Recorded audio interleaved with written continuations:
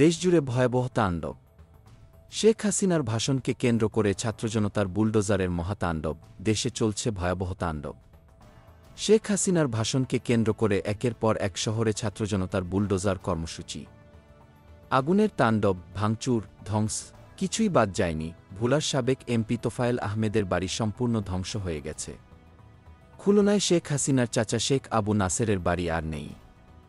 বরিশালে আমির হোসেন আমুর বাড়ির একাংশ গুড়িয়ে দিয়েছে বিক্ষুব্ধ জনতা।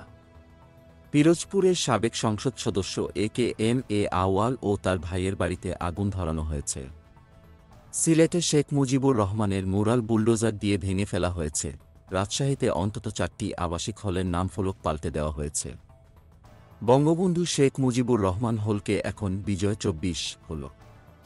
বেগম রোকেয়া বিশ্ববিদ্যালয়ের বঙ্গবন্ধুর মুরাল ভেঙে ফেলা হয়েছে। কারমাইকেল কলেজেও ভাঙচুরের মহাযুদ্ধ চলছে। পটুয়াখালীতেও শেখ মুজিবুর রহমানের মুরাল গুড়িয়ে দেওয়া হয়েছে। এই ভয়াবহ পরিস্থিতিতে দেশ কোথায় যাচ্ছে?